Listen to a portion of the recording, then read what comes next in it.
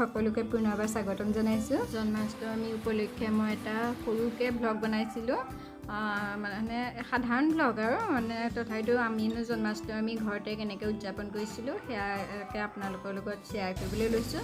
গতিকে আপোনালোকে এতিয়া ভিডিঅ'টো শেষলৈকে চাওকচোন।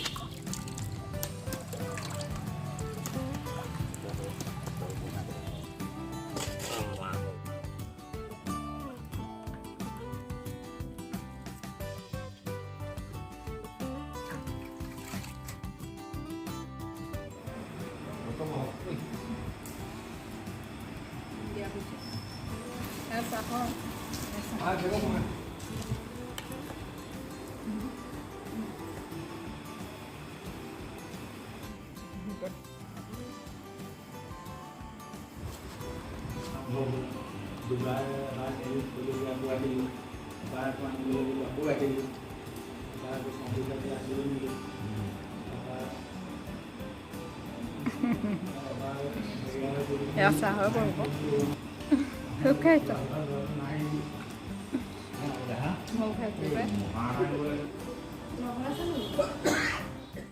জন্ম পাশে দৈবকে কমাতে অন্তরে মগনে থাকে উপমায় নক এ বিষ্ণু বাখা লইলাকে গর্ভ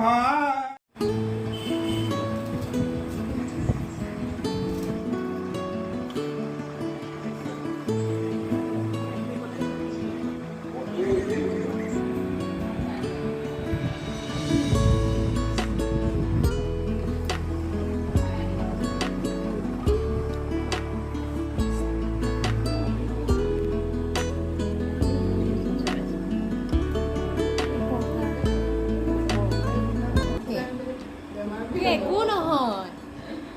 চাই ইমান ধুনীয়া হৈ আহিছে তাই কি আছে নামটো ৰাম ৰাম এই চাইকেল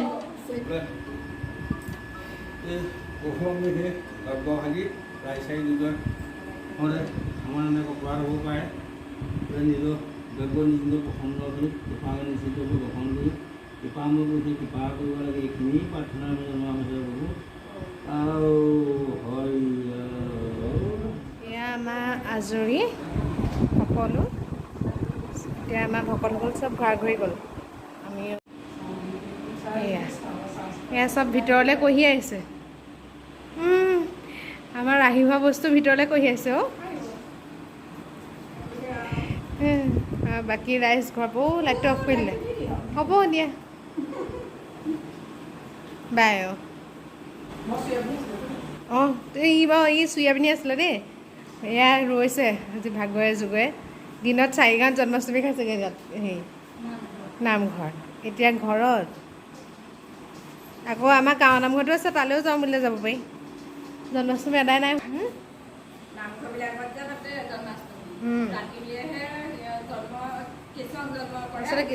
ৰাতিহে জন্ম হৈছিলে আজি আজি কিন্তু সেই তৰাই ফটফটাই আছে বৰষুণ সেই আকাশত পূৰা তৰাই আছে